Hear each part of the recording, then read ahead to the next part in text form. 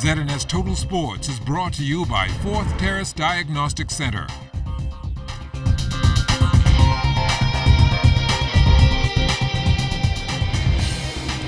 Welcome to sports, everybody. We're coming to you live from the Thomas A. Robinson National Stadium. It's CONCACAF Nations League action. The Bahamas taking on Antigua and Barbuda. You know the story by now. Coming into this game, both teams were 0-1. The Bahamas losing to Belize, while Antigua went down to St. Lucia. The Bahamas got down early in this one, gave up 4 first-half goals. In the second half, they've already given up 2 goals, so right now it's 6-0 in favor of Antigua and Barbuda. We are joined now by the newly elected Vice President of the Bahamas Football Association, Dwayne Wiley. And Dwayne, I have to ask you, this couldn't have been the kind of situation you guys wanted out here tonight. No, the scoreline definitely doesn't reflect what we were hoping for. But at the end of the day, I think, you can't fault the guys for the effort they've put in today. And you can't fault the guys for trying to play. At times we have had some good football. We've had a few 1-2 knock and pass and going forward. And at the end of the day, we just needed more of that. Needed a bit more of that so we could be a bit more dangerous going forward to try and settle the score. Now, I know this is the first time in a long time the Bahamas has played here on home, so I think the last time you were the goalkeeper out there, I guess it's a bunch of nerves, right? Because it's a bunch of new guys. Exactly. As I spoke to a few people as the game started, and said, the first 10-15 minutes, you need time to settle down, to get used to the speed of the game, to get used to, taking that first touch and looking to play football. Especially when you have only maybe 1 or 2 games under your belt, getting that adjustment period takes a bit longer. But hopefully with these group of guys, we have a set of run of games where we have, I think, guaranteed at least 6 games a year going forward. So, over time, you'll see the guys get a little more familiar, a little more comfortable, and then we can start hopefully challenging and making good results. I know Antigua has a couple of pro players on their team. I think November 18th is the next time we play the third match right here at the stadium again. We take on Anguilla. Is that a better chance, you think, for us? Well, I think every game we play from here on is a better chance because we'll have more time for the guys to get this level of experience, time for the guys to get training, and hopefully, the guys see the level that they need to get to in order to be fully successful at this level and in this competition. So hopefully, after each game, we go back, we assess how the game went, what could be better, and then we look to build on that and improve into the next game. Final question now. Just elected as the Vice President in the BFA, how does it feel? I definitely feel like, it's not a time to rest on my laurels. We have a lot of work to do. And, it's just time to start thinking about how we can make football push forward in the Bahamas. So, it's about getting ideas out there and seeing how can we implement those ideas to improve football in the Bahamas.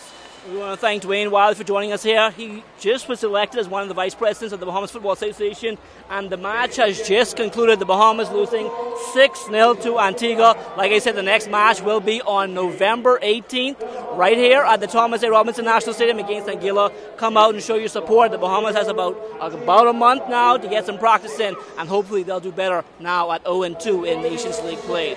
Well, from the NBA last night, we can tell you Buddy Hield, he did have a good stat line. He finished up with 7 points. He also had 7 assists, 3 steals, and 4 rebounds. Sacramento, though, they lost to the Utah Jazz 132-93.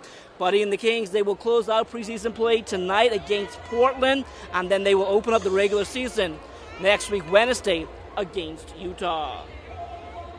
Well, DeAndre Ayton and the Phoenix Suns, they have finished their preseason schedule and now await the regular season opener next Wednesday as well against Dallas. DeAndre, though, still making headlines, but not in a good way. A former shoe consultant and fixer detailed yesterday how he paid those clothes to top basketball prospects and hoped they would play for an Adidas-sponsored school. TJ Gaznola testified for the second consecutive day in a federal trial against 3 men accused of federal government fraud. Among those players he mentioned was Ayton, the former Arizona Wildcat standout and top overall pick in the draft. Now, Gaznola testified he paid a family friend of Ayton $15,000 to pass along to Ayton's mother, Andrea. He said the payment was made in the winter of 2015 when Ayton was a junior in high school. Gaznola also testified that he tried to line up housing and a job for unnamed family members of Ayton, but he was unsuccessful in that.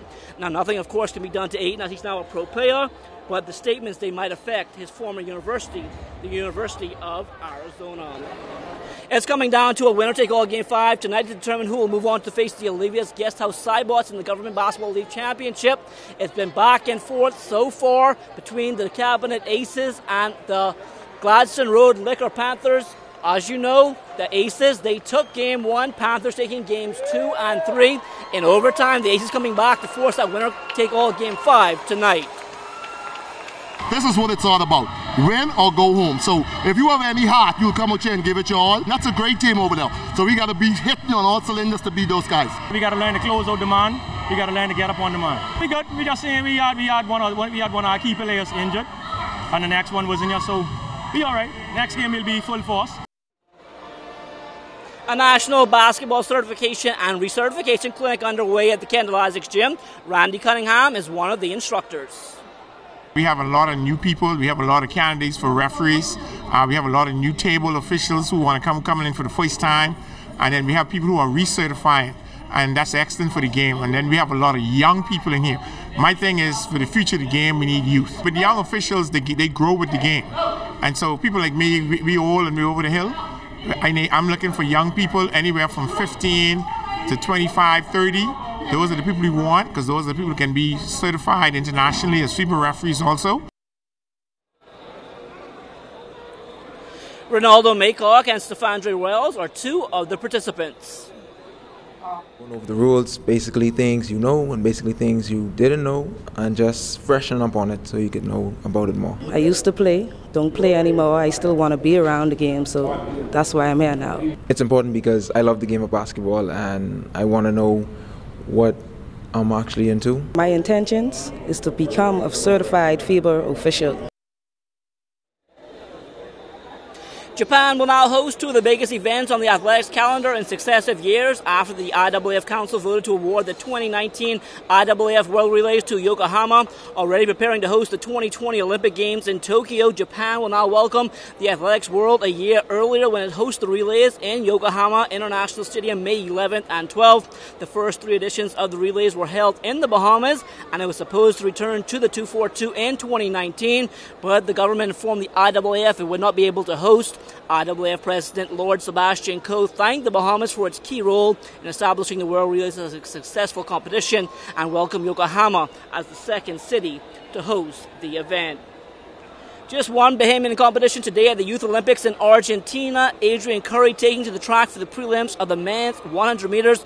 He finished third in his heat, 11.03 seconds. That was well off his personal best set earlier this year of 10.43 seconds. The Bahamas Athletics Foundation hosting a coaches professional development conference recently. Shervin Stewart is one of the foundation's directors. We had a high profile of presenters. The topics were on high performance and things that we need to know and things that the coaches need to know in terms of developing and creating high performance athletes. There were presentations on planning goals, analysis. There were presentations on sports psychology. We brought in a sports psychologist from the University of Old Mississippi. Also making a presentation was the new head coach at the University of Kentucky, Bahamian Rolando Green. I think this bold initiative of trying to educate, the coaches in the Family Islands and get them up to speed with what's going on and how to prepare track and field athletes, I think it's just bold. I think it's new, it's fresh, and it's new. And I think we need that. I think the country needs that. We're, per capita, man, when you think of the great athletes we've produced out of this country, this little nation of ours, I think we're one of the best track and field nations in the world, but we got to continue to feed that. We got to continue to feed that, and the only way we can do that is by educating coaches and getting them to continue to produce athletes that will eventually take the rings when our superstars are done. The University of the Bahamas President's Golf Classic in Spa Day just over 3 weeks away now. It's set for Saturday, November 3rd at Bahamas Royal Bull Course and Club. We'll be having an amateur golf competition, which would be a foursome better ball competition, and that's for the golfers in the Bahamas. We're also going to have, for those who don't play golf, we're going to have a novice competition, but it's going to be a novice learning session, 2-hour learning session to learn how to play golf, how to putt, how to chip, and how to drive. And then those persons who are novices will also compete for prizes.